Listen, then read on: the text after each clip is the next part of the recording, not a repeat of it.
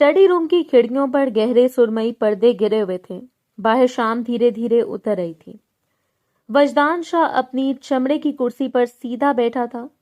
उंगलियां कीबोर्ड पर चल रही थीं, चेहरा बेतासुर मगर आंखें स्क्रीन पर जमी हुई थी, जैसे हर लफ्ज के पीछे कोई हिसाब किताब चल रहा हो। देखने में वो बला का हसीन था, ऊंचा लंबा दराज कद, चौड़ी जिसामत, कसरती वजूद। इसे देखकर किसी शहजादे का गुमान होता था। चंद लम्हे बाद दरवाजे पर हल्की सी दस्तक हुई। वजदान ने नजर उठाए बगैर कहा, आओ। अमूमन अगर कोई इस वक्त इसे परेशान करता था, इसे शदीद गुस्सा आता था, लेकिन इससे ये बात भी मालूम थी कि अगर कोई इस वक्त परेशान कर रहा है, इसके पीछे कोई ना कोई वजह मौजूद है। चंद लम्हे बाद दरवाजा खुला, रहीम अंदर दाखिल हुआ। वजदान शाह का खास मुलाजिम अंदर दाखिल होकर वो सर झुकाकर बोला, अस्सलाम वालेकुम साहब। वालेकुम अस्सलाम। इस बार वजदान ने स्क्रीन से नजरें हटाई और संजीदगी से बोला, कहो क्या बात है। लेकिन रहीम, ख्याल किया करो, इस वक्त मैं ऑफिस का काम कर रहा होता हूँ, मुझे बिल्कुल पसंद नहीं है कोई मुझे इस वक्त तंग करे। रहीम ने एक लम्हा तौकफ किया, जैसे अल्फाज चुन रहा हो, फिर हिम्मत किए बोला, जी साहब जानता हूँ, लेकिन बात ऐसी थी, मैं खुद को रोक नहीं पाया और मुझे बखूबी इल्म है, अगर मैं रोक लेता आप भी गुस्सा करते। दरअसल मैं बेगम साहिबा की खबर लाया हूँ। इसकी बात सुनकर कीबोर्ड पर चलती उंगलियां रुक गई थीं। वजदान ने लैपटॉप आहिस्ता से बंद किया, कुर्सी की पुश्त से टेक हटाई और सीधा होकर बैठ गया। वाज़ेह बात करो, माथे पर अनगिनत बल आए थे। साहब, मालूम हुआ है कि बेगम साहिबा की बारात एक हफ्ते में रखी जा रही है। जो शादी एक महीने बाद तय थी वो जल्दी तय कर दी गई है। लड़का निकाह के बाद दुबई जा रहा है, इस वजह से जल्दी कर रहे हैं। लेकिन लड़के में झोल है। कमरे में एक लम्हे को मुकम्मल खामोशी छा गई। एयर कंडीशनर की मध्यम आवाज भी जैसे दब गई हो। वजदान की निगाहें रहीम के चेहरे पर ठहर गईं। वो निहायत संजीदगी से बोला, ये खबर अगर झूठी हुई रहीम, क्या तुम फिर अंजाम जानते हो? इसकी आवाज में बुलंदी नहीं थी मगर ठंडक में वाज़ेह धमकी थी। रहीम ने फौरन कहा, साहब खबर झूठी नहीं है, बिल्कुल पक्की है। मैडम को 2 दिन पहले क्लिफ्टन के मॉल में शॉपिंग करते देखा गया है, साथ इनकी खाला भी थी। बातें भी सुनी गई हैं, वो अपनी शादी की तैयारियों का जिक्र कर रही थी। घर में सजावट शुरू हो चुकी है, इनके वालिद हॉल बुक कर रहे हैं, पकवान को खाने का ऑर्डर भी दिया गया है और इनके रिश्तेदारों को बार बार आते जाते देखा गया है, खास करके इनके रिश्ते वालों को। वजदान ने आहिस्ता से सर हिलाया। इसके जबड़े की रग नुमाया हो गई थी मगर लहजा बदस्तूर काबू में था। वो लड़का कौन है, क्या करता है? रहीम सर हिलाकर बोला, साहब वो कल ही लाहौर से आया है, रिश्तेदारों की आमद शुरू हो गई है, लड़के में झोल है, मैं पता कर रहा हूँ, इसका बैकग्राउंड निकालने के लिए दिया हुआ है, 1-2 दिन में तमाम तफसील हथेली पर होगी। चंद सेकंड तक वजदान खामोश रहा, फिर इसने मेज पर रखे कलम को उंगलियों में घुमाया, जैसे कोई सादा सा फैसला सोच रहा हो। कल लड़की को किडनैप कर लेना। रहीम चौंका। साहब? वजदान ने नजरें इस पर जमा दी। किसी भी हाल में जब वो घर से बाहर निकले, मुझे वो मेरे फार्म हाउस के तय खाने में चाहिए।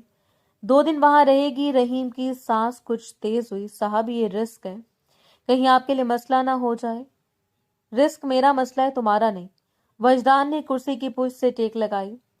शादी में 1 दिन पहले इसे इसके घर छोड़ देना और ये बात इसके दूल्हे तक पहुंचनी चाहिए। कुछ वीडियोस, कुछ तस्वीरें, इतना काफी होगा। रहीम के चेहरे पर इस्तराब साफ दिखाई दिया। साहब इस तरह तो बेगम साहिबा की इज्जत। वजदान की आंखों में पहली बार चमक आई, सर्द और खतरनाक। रुबाब की इज्जत पर ना कभी पहले उंगली उठने दी है, ना उठने दूंगा, समझ आई? लेकिन साहब, मैंने जो कहा है वही होगा। इसकी आवाज अब भी आहिस्ता थी मगर लफ्ज वजनी। तुम्हें जितना बोल रहा हूं तुम इतना करो, बाकी सोचना मेरा काम है। रहीम ने नजरें झुका ली। जी साहब। वो मुड़ा और दरवाजे की तरफ बढ़ा। हैंडल पर हाथ रखते हुए एक लम्हा रुका, शायद कुछ कहना चाहता था मगर खामोशी से बाहर निकल गया। दरवाजा बंद होते कमरे में फिर वही ठंडी रोशनी और सन्नाटा रह गया था। वजदान ने कुर्सी से उठकर खिड़की का पर्दा जरा सा सरकाया। बाहर अंधेरा गहरा हो चुका था। इसके चेहरे पर हल्की सी मुस्कुराहट उभरी, जज्बात से खाली, सिर्फ इरादे से भरी हुई। वाहिस्ता से बोला, तुम्हें मेरा होने से कोई नहीं बचा सकता रुबाब, तुम सिर्फ मेरी हो। इसकी उंगलियां दोबारा लैपटॉप पर चलने लगीं, जैसे अभी कोई मामूली सा ईमेल टाइप करना हो ना। किसी की जिंदगी का रुख बदलने का हुक्म दिया गया हो। जबकि दूसरी जाने मामला बिल्कुल उलट था। रुबाब के कमरे में हल्की जर्द रोशनी जल रही थी।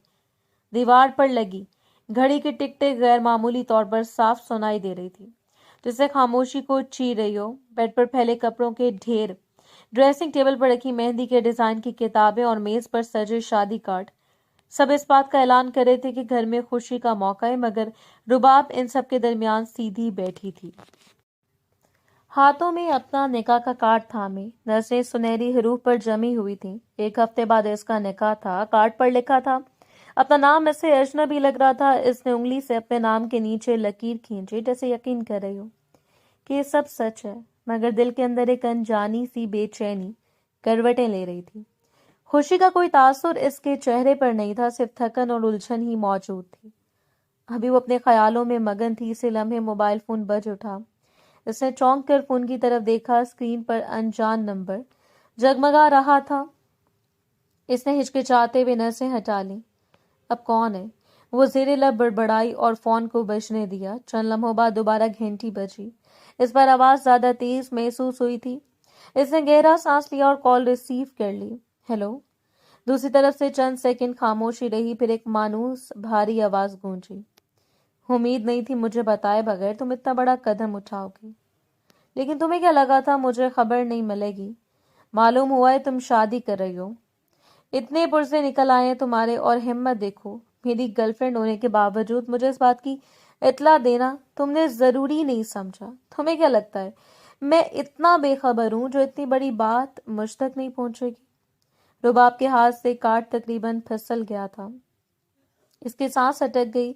शाह साईं, इसकी आवाज लर्ज गई। आप खौफ के मारे इसको ठंडे पसीने आना शुरू हो गए थे। इसका नंबर वो ब्लॉक कर चुके थे। इसके पास कोई जवाब मौजूद नहीं था। वो अपने माँ बाप के सामने बिल्कुल बेबस थी। जबकि दूसरी जानिब वो सर्द लहजे में बोला, हाँ मैं जवाब दूं जो पूछ रही हूँ, बोलो। इसकी आंखों में नमी उतर आई थी। वो लड़ती हुई आवाज में बोली, मेरे हाथ में कुछ नहीं है, मैं बिल्कुल बेबस हो चुकी हूँ। अब्बा से बात की थी, बहुत की थी, मगर इन्होंने साफ मना कर दिया। कहते हैं हम अपने स्टेटस के लोगों में शादी करेंगे। आप बहुत अमीर हैं, बहुत मशहूर हैं। हमारा और आपका कोई जोड़ नहीं बनता। मुझे समझ नहीं आ रहा कि आपसे कैसे बात करूं, इसलिए मैंने आपको ब्लॉक कर दिया था। दूसरी तरफ खामोशी छा गई, मगर वो खामोशी तूफान से पहले की थी। वजदान की आवाज दोबारा सुनाई दी, अब पहले से ज्यादा सख्त।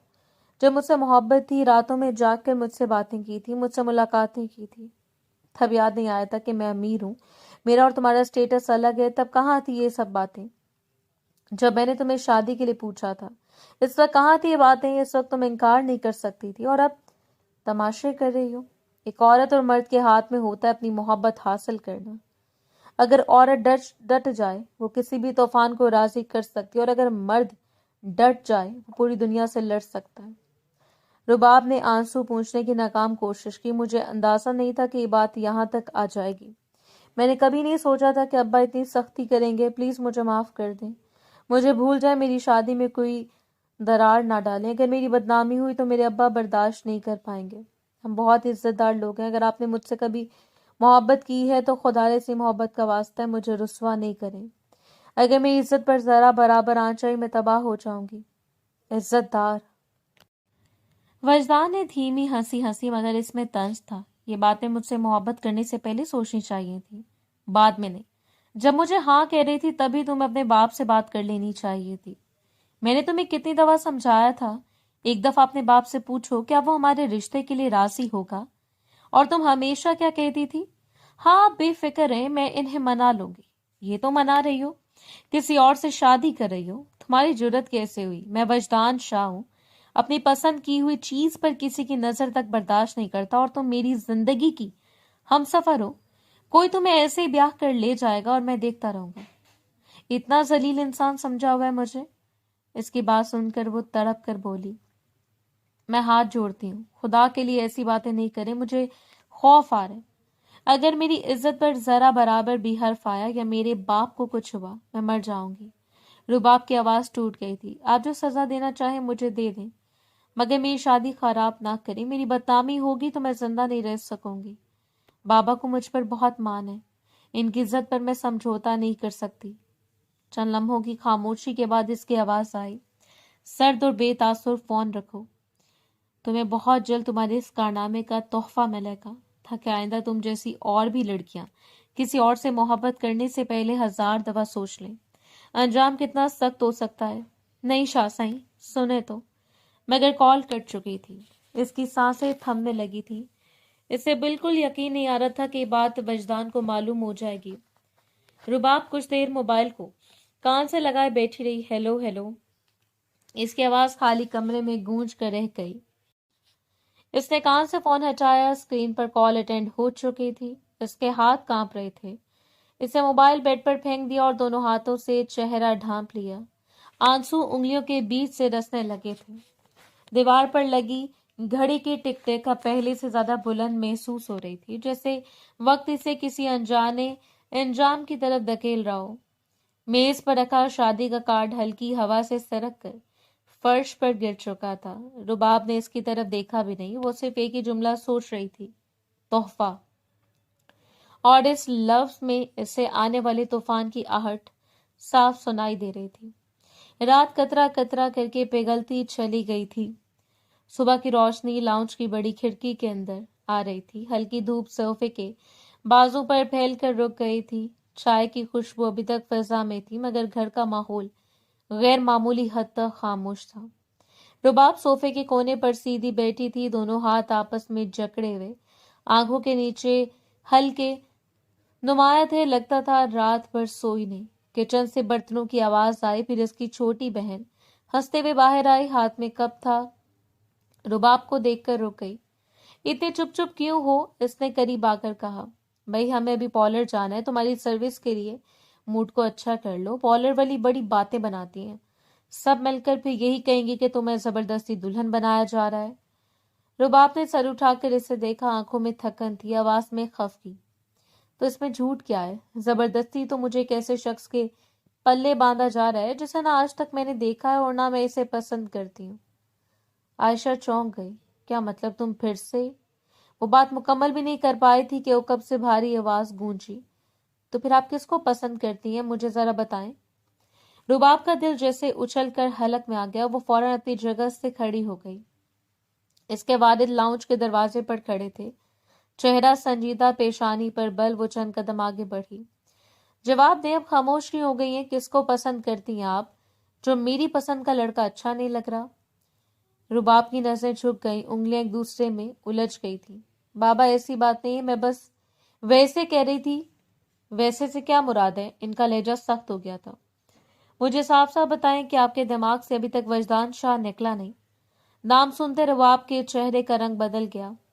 बहन खामोशी से एक तरफ हट गई थी। वालिद ने बात जारी रखी। जब तक वो आदमी आपके दिमाग से नहीं निकलेगा, आप कभी भी अपने रिश्ते को आबाद नहीं कर पाएंगी। क्या चाह रही हैं आप? आज मुझे वाज़ह बता दें। रुबाब ने घबरा कर सर उठाया। बाबा, आपको क्या हो गया? आप इस तरह क्यों बात कर रहे हैं? मैं शादी कर रही हूँ और क्या चाहिए आप लोगों को? हम पार्लर भी जा रहे हैं। सब पुरानी बातें भूल जाएं। इन्होंने गहरा सांस लिया, मगर चेहरे की सख्ती कम नहीं हुई। मैं तो भूल चुका हूं, लेकिन आप भी भूल जाना, क्योंकि मैं आपकी शादी कभी भी एक ऐसे इंसान से नहीं करवाऊंगा जो हमसे ज्यादा अपर क्लास हो। मुझे मालूम है ऐसे लोग क्या करते हैं। बेटी को चंद दिन सर पर बिठाएंगे, फिर किसी बहाने रुस्वा करके चले जाएंगे और पीछे आप इसी सोफे पर बैठकर रो रही होगी। रुबाब की आंखों में आंसू उतर आए। आप हर अमीर इंसान को एक जैसा क्यों समझते हैं? मैं तजर्बे से बोल रहा हूँ, इन्होंने सीधा जवाब दिया। हम इज्जतदार लोग हैं, अपनी हैसियत में खुश हैं। मुझे अपनी बेटी की जिंदगी किसी ऐसे शख्स के हाथ में नहीं देनी जिसके घर वालों को कल को हमारा रहन सहन कम लगे। लेकिन बाबा।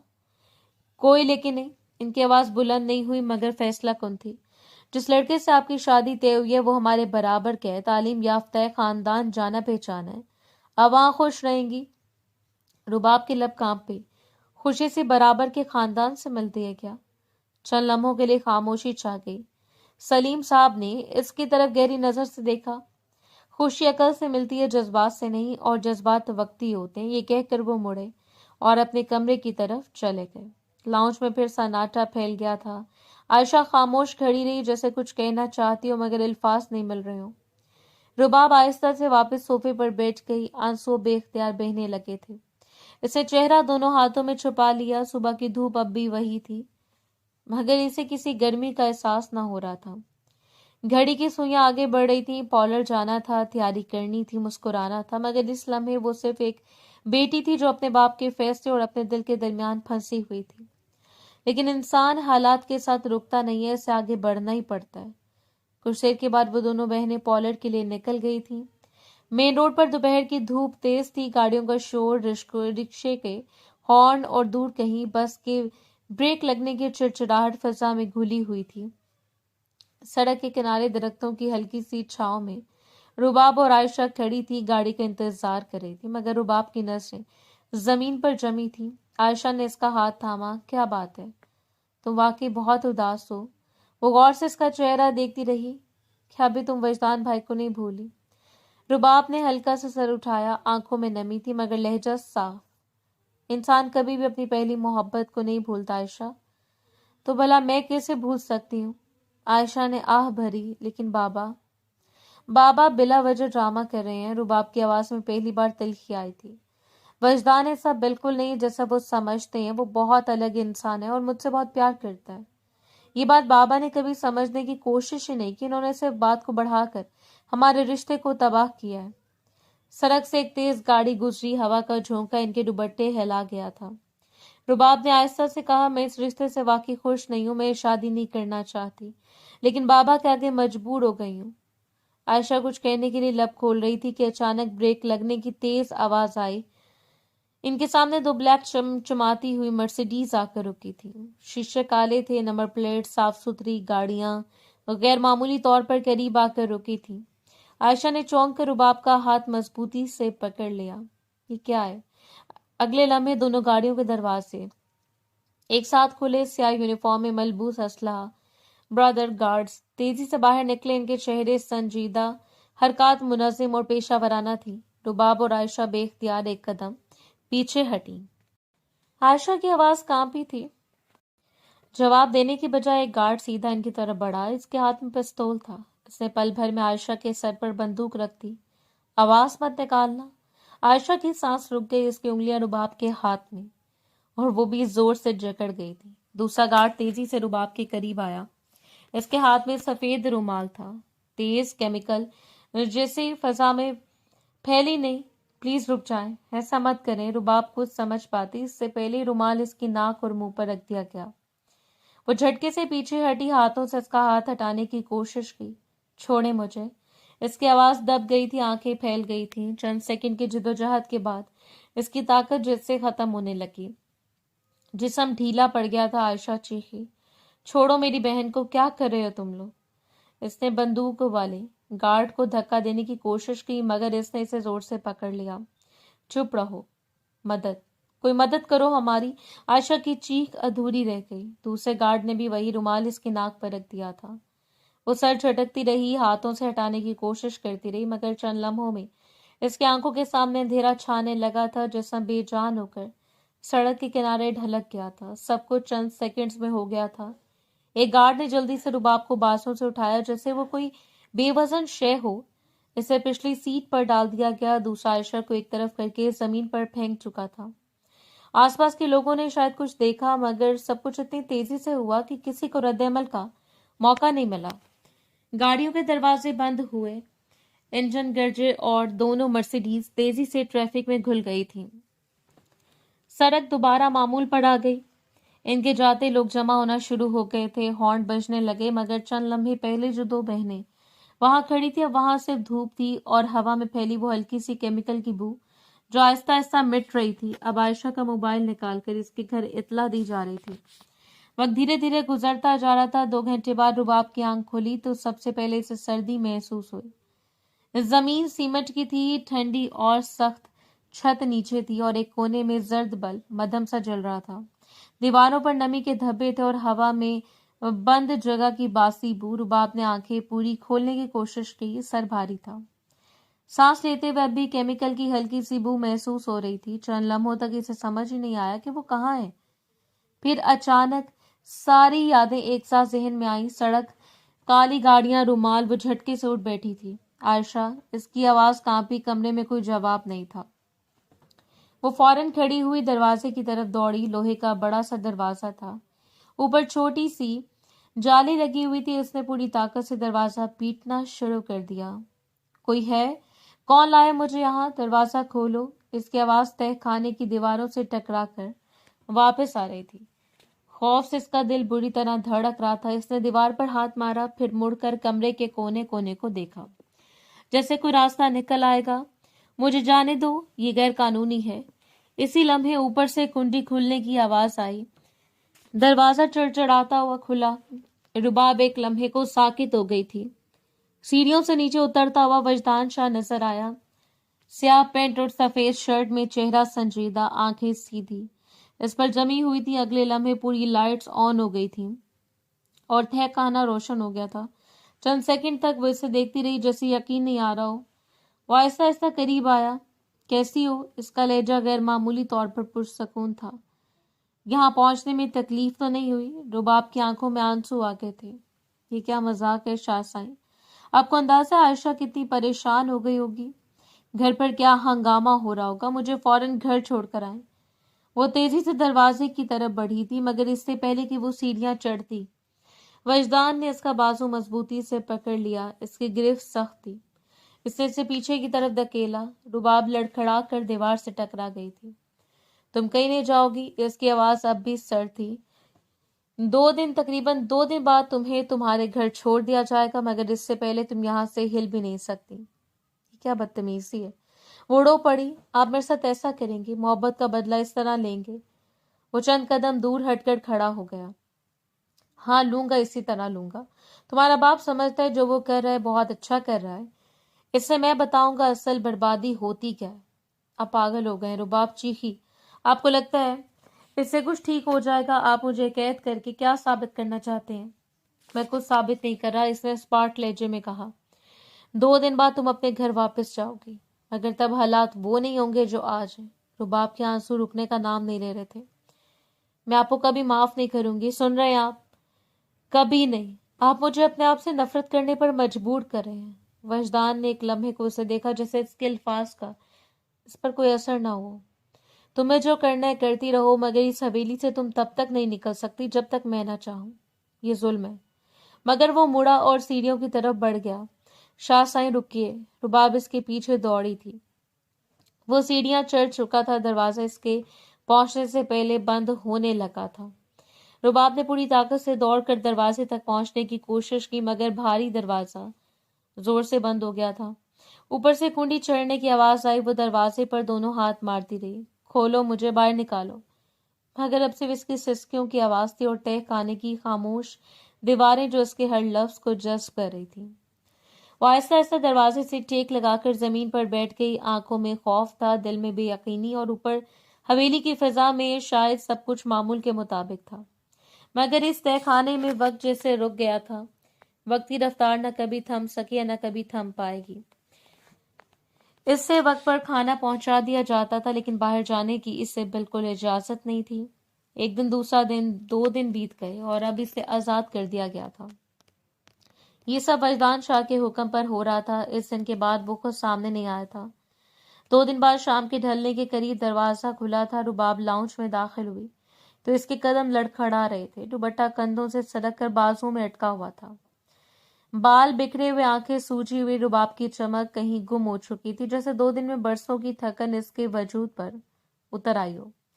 سامنے صوفے پر سلیم صاحب, نازیہ بیگم اور عائشہ بیٹھے تھے. دروازے کی آواز پر تینوں نے بیک وقت سر اٹھایا. اگلے لمحے وہ کھڑے ہو گئے تھے.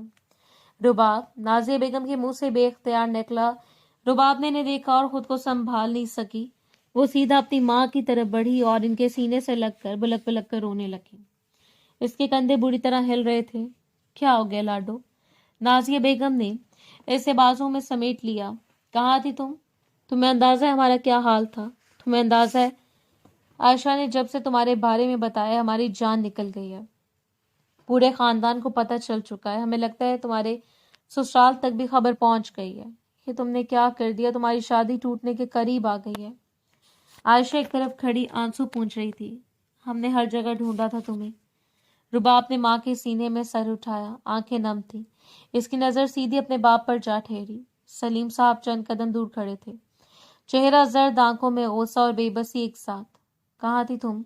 ان کی آواز بھاری تھی مگر ٹوٹی ہوئی تھی۔ رباب نے ہچکی لی۔ میں نے بہت سمجھایا تھا نا آپ لوگوں کو میرے ساتھ ایسا مت کریں، زبردستی میری شادی کسی کے ساتھ طے نہیں کریں۔ میں نے کہا تھا نا مسائل ہوں گے، مگر آپ لوگوں نے نہیں سنا۔ اب نتیجہ دیکھ لیں۔ نازیہ بیگم نے حیرت سے اسے دیکھا۔ کیا کہہ رہی ہو تم؟ صاف صاف بتاؤ ہوا کیا؟ رباب کی آواز میں تلخی اتر آئی تھی۔ میں کسی کی نہیں ہو سکتی، اب مجھے بدنام کر دیا گیا ہے کسی نے۔ سلیم صاحب ایک قدم آگے بڑھے۔ صرف ایک بار نام بتاؤ، کس نے تمہیں اغوا کیا تھا؟ لاؤنج میں مکمل خاموشی چھا گئی۔ رباب نے آنکھیں بند کی، پھر آہستہ سے کہا، وجدان شاہ نے۔ نازیہ بیگم کے ہاتھ ڈھیلے پڑ گئے۔ یا خدا! عائشہ نے چونک کر اسے دیکھا۔ وہ سلیم صاحب کا چہرہ سرخ ہو گیا تھا۔ کیا بگاڑ لیں گے ہم اس کا؟ ان کی آواز بلند ہوئی۔ میں بھی جاتا ہوں، کچھ نہیں کر سکتے آپ۔ رباب نے روتے ہوئے بات کاٹی۔ کچھ نہیں، آپ اور میں صرف تماشا دیکھ سکتے ہیں۔ غلطی کسی کی نہیں ہے، غلطی میری اپنی ہے۔ کیسی باتیں کر رہی ہو؟ نازیہ بیگم نے اس کے کندھے تھامے، جبکہ وہ بات کاٹ کر بولی، وہ ٹھیک کہہ رہا تھا۔ رباب کی آواز اب خالی ہو چکی تھی۔ محبت اس سے کرنے سے پہلے مجھے سمجھ لینا چاہیے تھا کہ میرے گھر والے کبھی اجازت نہیں دیں گے۔ میں نے خواب دیکھے، وعدے کیے، اور آج سب کچھ ختم ہو گیا تو میں کیوں اس کو قصوروار ٹھہراؤں؟ سلیم صاحب نے غصے سے مٹھی بھینچی۔ میں اسے چھوڑوں گا نہیں۔ چھوڑ دے بابا، رباب نے چیخ کر کہا۔ یہ سب اسی دن ختم ہو گیا تھا جب آپ نے میری بات سنے بغیر فیصلہ کیا۔ آپ نے میری زندگی کا فیصلہ کیا، اور آج اس کا نتیجہ میرے سامنے ہے۔ اس کی سانسیں تیز ہو رہی تھی۔ میں آپ میں سے کسی کو معاف نہیں کروں گی۔ میری بربادی کے ذمہ دار آپ سب ہیں۔ رباب نازیہ بیگم نے روکنا چاہا مگر وہ پیچھے ہٹ چکی تھی۔ آنسو پوچھنے کی بھی کوشش نہیں کی۔ وہ مڑی اور تیز قدموں سے کمرے کی طرف بڑھ گئی۔ دروازہ زور سے بند ہونے کی آواز پورے گھر میں گونجی۔ لاؤنج میں سناٹا چھا گیا تھا۔ عائشہ صوفے کے کنارے بیٹھ گئی، آنکھیں سرخ۔ نازیہ بیگم دیوار کا سہارا لے کر کھڑی رہ گئی، لبوں پر سسکی۔ سلیم صاحب چند لمحے وہیں کھڑے رہے جیسے جسم میں جان نہ ہو، پھر آہستہ سے صوفے پر بیٹھ گئے۔ دونوں ہاتھوں سے اپنا سر تھام لیا۔ ان کی آنکھوں سے آنسو ٹپکنے لگے۔ آواز دبانے کی کوشش کے باوجود سسکیاں نکل گئی تھیں۔ گھر میں سب کچھ موجود تھا، روشنی، فرنیچر، لوگ، مگر سکون کہیں نہیں تھا۔ وقت کی رفتار نہ کبھی تھم سکی یا نہ کبھی تھم پائے گی۔ پورا دن معمول کے مطابق بیت گیا۔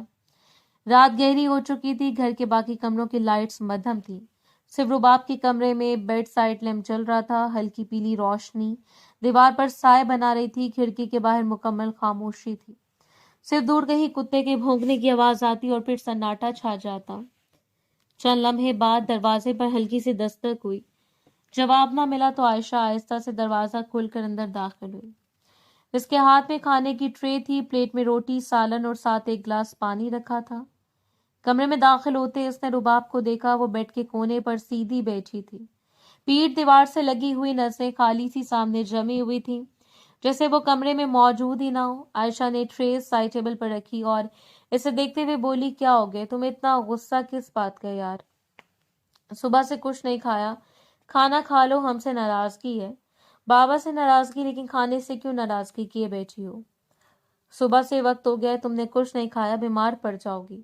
دوسری طرف سے کوئی جواب نہیں آیا۔ وہ قریب آ کر بیٹھ گئی تھی۔ بابا بھی بھوکے بیٹھے، ان کے حلق سے ایک نوالا نہیں اترا۔ تم کیوں سب کو اتنا پریشان کر رہی ہو؟ تمہیں معلوم ہے نا وہ شوگر کے مریض ہیں، انہیں دوائی لینی ہوتی ہے۔ جب تک تم کچھ نہیں کھاؤ گی وہ نہیں کھائیں گے۔ ان کا کہنا ہے جب تک میری بیٹی کے حلق سے نوالا نہیں اتر جاتا میں بھی نہیں کھاؤں گا۔ رباب نے آہستہ سے سر موڑا، آنکھیں سوجی ہوئی تھی مگر اب آنسو نہیں تھے، صرف تھکن تھی۔ وہ نم آواز میں بولی، جو میری زندگی سب نے مل کر مشکل میں ڈالی ہے، اس کا کسی کے پاس کوئی جواب ہے؟ اس کی آواز ہلکی مگر کاٹدار تھی۔ میں سب کی فکر کرتی رہوں، سب کی فکر میں عادی ہوتی رہوں، ہر ایک کی خوشی کے لیے اپنی خوشی کی قربانی دیتی رہوں؟ کیا کوئی میری خوشی کے لیے قربانی دے گا؟ عائشہ نے فوراً کہا، یہ سب مشکلات تم خود اپنے لیے لے کر آئی ہو، تم کسی اور کو بلیم کیسے کر سکتی ہو؟ یہ سب وجدان بھائی نے کیے، کسی اور نے نہیں کیا۔ بابا کا اس میں کیا قصور ہے؟ تم جب اغوا ہوئی تھی انہوں نے تمہیں کہاں کہاں تلاش کرنے کی کوشش نہیں کی۔ خاندان والے باتیں بنا رہے تھے مگر انہیں کوئی فرق نہیں پڑا تھا، وہ صرف تمہیں تلاش کر رہے تھے۔ رباب کے چہرے پر سختی آ گئی تھی۔ وہ عائشہ کو دیکھتے ہوئے بولی، تم نے کبھی سوچا یہ سب کیوں ہوا ہے؟ سب کو وجدان کی غلطی نظر آ رہی ہے، میری غلطی نظر نہیں آ رہی۔ کیا بابا کی غلطی کسی کو نظر آ رہی ہے یا نہیں؟ جب میں نے بابا کو بتایا تھا کہ میں اس انسان سے شادی کرنا چاہتی ہوں تو انہوں نے اعتراض کیوں کیا؟ ایک بات بتاؤ عائشہ، شادی مجھے کرنی ہے یا بابا کو؟ زندگی مجھے ایک لڑکے کے ساتھ گزارنی ہے یا بابا کو؟ عورت اپنی مرضی کیوں نہیں کر سکتی؟ کیا اس کے سینے میں دل نہیں ہوتا؟ زندگی جب اس نے گزارنی ہے تو ہم سفر بھی اس کی پسند کا ہونا چاہیے نا. یہ غلطی کیوں ہے ہمارے معاشرے میں؟ اس بات کو غلط کیوں ٹھہرایا گیا ہے؟ میں کوئی چھوٹی بچی نہیں ہوں دودھ پیتی، روٹی کھاتی ہوں، مجھے بھی معلوم ہے کون صحیح ہے اور کون غلط ہے. میں نے جب بابا کو سمجھایا تھا کہ وہ پڑھا لکھا ہے، اچھا ہے، میں خوش رہوں گی، تو انہوں نے میری بات کیوں نہیں سنی؟ اگر اس وقت مان لیتے تو آج یہ دن نہ دیکھنا پڑتا. اگر وہ برا ہوتا میں اس سے علیحدگی لے لیتی. شادی کو ہم لوگوں نے اتنا زیادہ بڑا کیوں بنا دیا؟ عورت مر جائے، ختم ہو جائے، لیکن ایک مرد کے ساتھ رہے. اور اگر بابا کی پسند کا لڑکا بھی صحیح نہیں ہوا تب میں کیا کروں گی؟ جواب ہے ان کے پاس؟ تب کہہ دیں گے یہ تمہارا اپنا نصیب ہے. یہی نصیب میں وجدان کے ساتھ بھی تو آزمانا چاہتی تھی. تب میرا ساتھ کیوں نہیں دیا؟ مجھے برباد ہونے کے لیے چھوڑ دیا. اور اب میں برباد ہو چکی ہوں تو مجھے معلوم ہے میرا رشتہ بھی ختم ہوگا. جب خاندان کو پتہ چل چکا ہے تو میرے سسرالیوں کو بھی علم ہو جائے گا. بس 1-2 دن کا انتظار کر لو. عائشہ نے گہرا سانس لیا. بات صرف مان لینے کی نہیں تھی، بابا کو ڈر تھا. ڈر؟ رباب نے تلخی سے کہا. اب نتیجہ دیکھ لیں. اس نے میری زندگی برباد کر دی. کمرے میں کچھ لمحے خاموشی رہی. پھر عائشہ نے آہستہ سے کہا، ابھی کون سا تمہاری شادی سے منع ہوا ہے؟ تمہارے سسرال والوں کو اس بات کا علم نہیں ہوا، صرف خاندان کو پتہ چلا ہے. رباب نے حیرت سے اسے دیکھا. کیا مطلب؟ جب میں وہاں بے ہوش ہوئی تھی نا تو میرے موبائل سے کسی نے چاچو کو فون کر دیا تھا. وہی وہاں پہنچے تھے. ان کی وجہ سے پورے خاندان کو پتہ چل گیا، ورنہ یہ خبر باہر نہیں نکلتی. رباب خاموش ہو گئی. عائشہ نے بات جاری رکھی. میں سمجھ گئی تھی کہ وہ گارڈز کسی اور کے نہیں، وجدان بھائی کے ہی ہیں. مگر میں نے کسی سے صاف صاف کچھ نہیں کہا، بس اتنا بتایا کہ ہمیں کسی نے اغوا کیا تھا. رباب کے ہاتھ مٹھیوں میں بدل گئے. اس انسان کو بھی میں کبھی معاف نہیں کروں گی. وقت آنے تو ایسا بدلہ لوں گی کہ وہ یاد رکھے گا کہ اس نے کس کے ساتھ ظلم کیا ہے. عائشہ نے فوراً اس کا ہاتھ تھام لیا. پلیز ایسی باتیں مت کرو، ابھی حالات اور خراب ہو جائیں گے. خراب؟ رباب ہلکا سا ہنسی، مگر اس میں درد تھا. اس سے زیادہ کیا خراب ہوں گے؟ عائشہ نے ٹرے کی طرف اشارہ کیا. ان سب باتوں کو چھوڑو، پہلے کچھ کھا لو، میں تم سے ریکویسٹ کر رہی ہوں. رباب نے نظریں پھیر لی. نہیں لگ رہی بھوک، لے جاؤ یہ یہاں سے، ایک نوالا ہی کھا لو. نہیں. عائشہ، اس کی آواز اب تھکی ہوئی تھی. پلیز مجھے اکیلا چھوڑ دو. عائشہ کچھ دیر وہیں بیٹھی رہی. اس نے روٹی کا ٹکڑا توڑ کر رباب کی طرف بڑھایا، مگر رباب نے منہ موڑ لیا. کمرے میں صرف گھڑی کی ٹک ٹک سنائی دے رہی تھی. چند لمحوں بعد عائشہ نے ہار مان لی. اس نے ٹرے اٹھائی. ایک بار پھر بہن کو دیکھا. میں باہر ہوں، اگر کچھ چاہیے ہو تو آواز دے دینا. رباب نے کوئی جواب نہیں دیا. عائشہ آہستہ سے دروازہ بند کر کے باہر نکل گئی. کمرے میں پھر وہی خاموشی رہ گئی تھی. رباب نے گھٹنوں کو سینے سے لگا لی اور آنکھیں بند کر لی.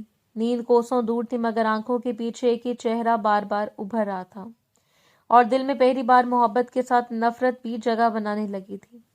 رات قطرہ قطرہ کر کے پگھلتی چلی گئی تھی. اگلی صبح کا سورج پوری آب و تاب سے روشن ہوا تھا، لیکن کوئی نہیں جانتا تھا یہ سورج کتنی مشکلات کا باعث بننے والا ہے. دوپہر کا وقت تھا. گھر غیر معمولی حد تک خاموش تھا. صبح سے رباب اپنے کمرے میں بند رہی تھی.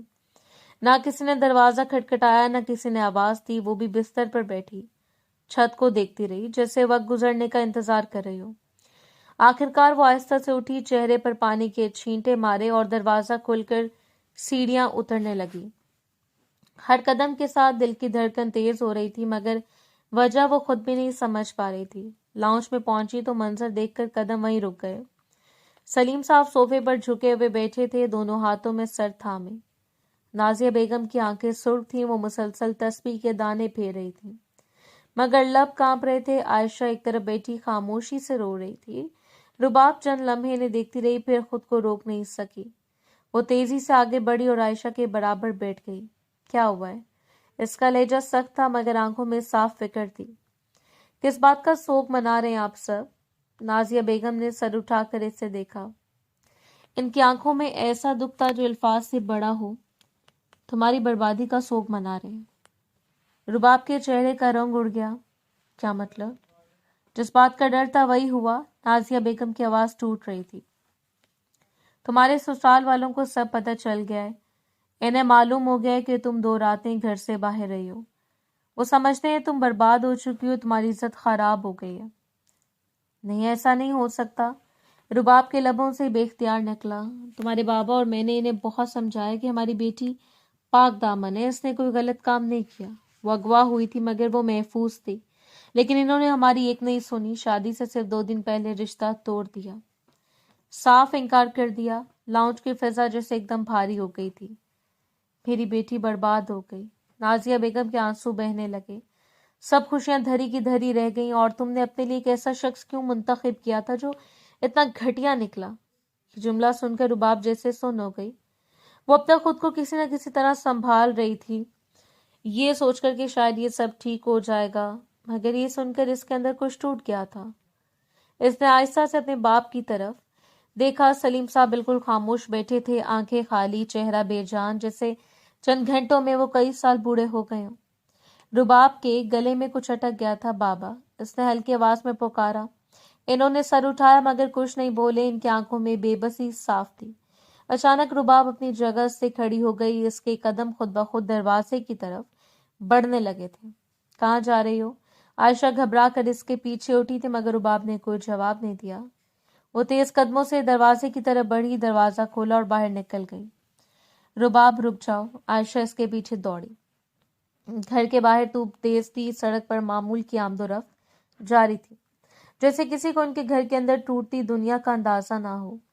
रुबाब बगैर रुके चलती जा रही थी। आंखों से आंसू बह रहे थे मगर वो इन्हें पूछने की कोशिश भी नहीं कर रही थी।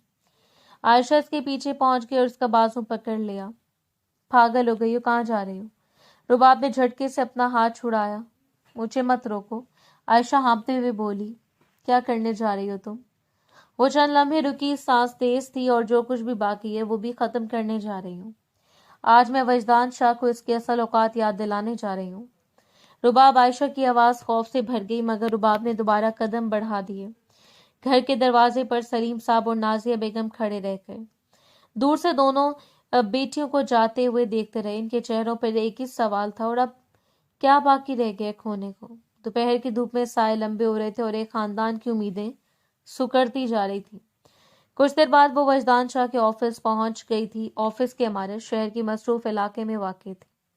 शीशे की बुलंद दीवारें, अंदर इस्तकबालिया पर बैठी रिसेप्शनिस्ट और सिक्योरिटी का सख्त निजाम, हर चीज इसकी हैसियत और असर रसूख की गवाही दे रही थी। रुबाब दरवाजे धकेल कर अंदर दाखिल हुई तो चेहरे पर आंसुओं के खुश्क निशान और आंखों में आग थी। इस्तकबालिया हर बैठी लड़की ने इसे रोकने की कोशिश की मगर वो बगैर रुके सीधा वजदान के कैबिन की तरफ बढ़ी। कैबिन का दरवाजा जोर से खुला। अंदर वजदान शाह अपनी बड़ी मेज के पीछे बैठा लैपटॉप पर कुछ टाइप कर रहा था। दरवाजे की आवाज पर इसने सर उठाया।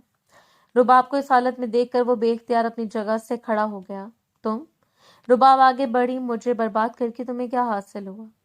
इसकी आवाज बुलंद थी, कांपती मगर मजबूत। तुम्हें डर नहीं लगा कर खुदा तुम्हें मुस्तकबिल में बेटी दे और इसके साथ ऐसा हो, शादी से 2 दिन पहले इसकी शादी टूट जाए, तो तुम्हारे दिल पर क्या गुजरेगी? वजदान खामोश खड़ा इसे देखता रहा। मेरा बाप, रुबाब की आवाज टूट गई, जो हमेशा धारता है, आज सर झुकाकर बैठा है। तुम्हें मुझे बर्बाद करके आखिर हासिल क्या हुआ है? चंद लम्हों की खामोशी के बाद वजदान ने संजीदगी से पूछा, क्या मतलब? तुम्हें मेरे किसी गार्ड ने हाथ लगाया? रुबाब ने गुस्से से आंखें फैलाएं। वजदान शाह के नाम किसी की जुर्रत नहीं मुझे आंख उठाकर देखे। इस बात को मानती हूँ मगर तुमने मुझे बर्बाद कर दिया। तुमने मुझे कहीं का नहीं छोड़ा। मेरी इज्जत मिट्टी में मिल गई। वजदान ने मेज के किनारे पर हाथ रखे। अगर तुम्हें इतनी फिक्र थी तो तुम हाँ नहीं करती। इसका लहजा अब सर्द हो चुका था। किसी और के लिए हाँ क्यों की? मेरा सवाल अब भी वही है। जब मैंने तुम्हें शादी के लिए प्रपोज किया था तो मुझे साफ मना कर देती, कह देती कि तुम अपने घर वालों को नहीं मना पाओगे, मगर तुमने वादा किया था। वो मेरी गलती थी। रुबाब ने फौरन कहा। मोहब्बत में पागल हो गई थी। तुम जैसे इंसान का असल चेहरा नहीं देख पाई। मुझे लगा था तुम मुख्तलिफ हो, तुम समझोगे, मगर तुमने क्या किया? मुझे अगवा कर लिया, मेरी इज्जत को सवाल बना दिया, मेरी शादी तुड़वा दी। वजदान की आंखों में हल्की सी सख्ती उभरी। मैंने तुम्हें हाथ तक नहीं लगने दिया। मगर दुनिया को कैसे समझाऊं? रुबाब चीखी। दुनिया को ये नहीं दिखता कि तुमने मुझे छुआ या नहीं। دنیا کو صرف یہ دکھتا ہے کہ میں 2 دن گھر سے باہر رہی ہوں اور وہی کافی تھا میری زندگی ختم کرنے کے لیے۔ کمرے میں سناٹا چھا گیا۔ باہر شیشے کی دیوار کے پار ملازمین کی مدھم آوازیں سنائی دے رہی تھی، مگر اندر صرف ان دونوں کی سانسوں کی آواز تھی۔ رباب نے آنسو پونچھے، خدا تمہیں کبھی معاف نہیں کرے گا، تم نے مجھے برباد کیا نا، تمہاری 7 نسلیں برباد ہوں گی، جس درد سے میں گزر رہی ہوں وہ تم بھی دیکھو گے۔ وجدان نے کوئی جواب نہیں دیا، وہ بس اسے دیکھتا رہا، چہرے پر عجیب سی سنجیدگی لیے۔ میں نے تم سے محبت کی تھی، رباب کی آواز اب دھیمی ہو گئی، تم پر یقین کیا تھا اور تم نے مجھے سبق سکھانے کے لیے میری پوری زندگی داؤ پر لگا دی۔ وہ مڑی دروازے کی طرف بڑھی، ایک لمحے کو رکی مگر پلٹ کر نہیں دیکھا۔ دروازہ کھولا اور وہ باہر نکل گئی تھی۔ کیبن میں چند سیکنڈ مکمل خاموشی رہی۔ وجدان آہستہ سے اپنی کرسی پر واپس بیٹھ گیا۔ اس نے میز پر رکھی فائل بند کی، پھر کرسی کی پشت سے ٹیک لگا لی۔ اس کے لبوں پر سرد سی مسکراہٹ ابری تھی، نہ پچھتاوا نہ گھبراہٹ، صرف ایک عجیب سا اطمینان موجود تھا۔ باہر آفس کی زندگی معمول کے مطابق چل رہی تھی، مگر اس کیبن میں ابھی ایک زندگی ٹوٹ کر باہر گئی تھی۔ وقت دھیرے دھیرے گزر رہا تھا۔ گھر کے لاؤنج میں ہلکی زرد روشنی پھیلی ہوئی تھی، چھت کا پنکھا دھیمی آواز میں گھوم رہا تھا اور گھڑی کی ٹک ٹک خاموشی کو اور گہرا کر رہی تھی۔ وہ اپنے کمرے میں بیٹھی تھی جب عائشہ تیز قدموں سے آئی، دروازہ آہستہ سے کھول کر بولی، رباب، وجدان بھائی آئے ہوئے ہیں، بابا کے ساتھ لاؤنج میں بیٹھے ہیں۔ اس کے ہاتھ میں پکڑا دوپٹہ زمین پر گر گیا۔ ایک لمحے کو اس کی سانس اٹکی، پھر وہ تقریباً بھاگتی ہوئی کمرے سے نکلی۔ لاؤنج کے دروازے تک پہنچی تو قدم خود بخود رک گئے۔ اندر سے وجدان کی آواز صاف سنائی دے رہی تھی، مانتا ہوں سلیم انکل، مجھ سے غلطی ہوئی ہے، لیکن آپ کی بیٹی نے بھی میرے ساتھ انصاف نہیں کیا۔ محبت کے دعوے مجھ سے کیے، قسمیں میرے ساتھ کھائیں اور آخری لمحے میں کسی اور سے شادی کرنے جا رہی تھی۔ یہ کہاں کا انصاف ہے؟ سلیم صاحب صوفے پر سیدھے بیٹھے تھے، چہرہ تھکا ہوا، آنکھوں کے نیچے سیاہ ہلکے۔ انہوں نے گہری سانس لی۔ غلطی تم نے کی ہے وجدان، 2 دن میری بیٹی کو اپنے گھر میں رکھا، تم جانتے ہو اس کا کیا مطلب ہوتا ہے ہمارے معاشرے میں؟ وجدان نے گردن جھکا کر ہاتھوں کو آپس میں جوڑا، پھر سنبھل کر بولا، میں نے کوئی غلط کام نہیں کیا، صرف 2 دن اسے اپنے گھر میں رکھا تھا اور مجھے یقین تھا یہ رشتہ ٹوٹ جائے گا، اور اسے ٹوٹ جانا چاہیے تھا۔ آپ کو پتا آپ جس لڑکے سے اس کی شادی کروا رہے تھے وہ باہر ملک میں کیا کرتا ہے؟ کمرے میں خاموشی چھا گئی۔ رباب کے دل کی دھڑکن اتنی تیز ہو گئی کہ اسے لگا سب سن رہے ہوں گے۔ وجدان نے اپنی جیب سے چند تصویریں نکال کر ٹیبل پر رکھ دیں۔ یہ دیکھیں، اس نے دھیمی آواز مگر واضح آواز میں کہا۔ سلیم صاحب نے گھبرائے ہوئے ہاتھوں سے تصویریں اٹھائیں۔ ان کی انگلیاں ہلکا سا کانپ رہی تھیں۔ تصویروں میں ان کا ہونے والا داماد مختلف لڑکیوں کے ساتھ نازیبا حالت میں تھا۔ ان کا چہرہ زرد پڑ گیا، آنکھوں میں بے یقینی اور شرمندگی ایک ساتھ ابھری۔ یہ سچ ہے۔ ان کی آواز ٹوٹ گئی تھی۔ جی، وہاں وہ اپنا جسم بیچتا ہے، عیاش لڑکیوں کے ساتھ راتیں گزارتا ہے، پیسے کمانے کے لیے یہ اس کا مشغلہ بھی اور ذریعہ آمدن بھی۔ آپ ایک ایسے آدمی کے ہاتھ میں اپنی بیٹی دے رہے تھے جو کل کو کسی خطرناک بیماری کا شکار ہو سکتا ہے۔ میں خاموش رہتا تو شاید ساری زندگی خود کو معاف نہیں کر پاتا۔ رباب نے دروازے کی چوکھٹ کو مضبوطی سے پکڑ لیا۔ اس کے اندر غصہ، شرمندگی اور عجیب سی بے بسی ایک ساتھ ابل رہی تھی۔ وجدان نے چند لمحے رک کر کہا، میں یہاں لمبی بحث کرنے نہیں آیا، میں آپ سے رباب کا ہاتھ مانگنے آیا ہوں۔ میں اس سے شادی کرنا چاہتا ہوں، میں وعدہ کرتا ہوں اسے خوش رکھوں گا، اسے کبھی تکلیف نہیں دوں گا۔ سلیم صاحب کی آنکھوں میں آنسو آ گئے۔ اور اگر تم نے اسے تکلیف دی تو، اگر کل کو اسے رلایا تو؟ وجدان اچانک اپنی جگہ سے اٹھا اور ان کے قدموں کے پاس بیٹھ گیا۔ اس کے لہجے میں پہلی بار عاجزی صاف محسوس ہو رہی تھی۔ میں بہت بڑا بزنس مین ہوں، یوں کماتا تو بہت ہوں، لیکن آپ کی بیٹی سے جتنی محبت کرتا ہوں اس کے لیے سب کچھ چھوڑ سکتا ہوں۔ آپ مجھ پر بھروسہ کریں۔ کمرے میں صرف سلیم صاحب کی سسکیوں کی آواز تھی۔ انہوں نے جھک کر وجدان کو بازوں سے پکڑا اور بے اختیار اس سے گلے لگا لیا۔ ان کے کندھے ہلکے ہلکے کانپ رہے تھے۔ ان کے لیے یہ کوئی معجزہ ہی تھا کہ ان کی بیٹی ایک ایسے مرد کے پاس جاتے جاتے بچ گئی تھی جو اس معاشرے پر دھبا تھا۔ دروازے پر کھڑی رباب کی آنکھوں سے آنسو خاموشی سے بہہ رہے تھے۔ اسے سمجھ نہیں آ رہا تھا کہ یہ سب اس کی حفاظت تھی یا ایک اور فیصلہ جو اس کی مرضی کے بغیر ہو رہا تھا۔ کچھ لمحے وہ وہیں کھڑی رہی، پھر آہستہ سے پلٹی اور اپنے کمرے کی طرف چلی گئی۔ اس کے قدموں کی چاپ دب چکی تھی، مگر اس کے دل میں اٹھنے والا شور ابھی باقی تھا۔ وقت کی رفتار نہ کبھی تھم سکی ہے، نہ کبھی تھم پائے گی۔ اس نے احتجاج کیا تھا، مگر اپنے باپ کے جڑے ہوئے ہاتھوں کو دیکھ کر وہ راضی ہو گئی تھی۔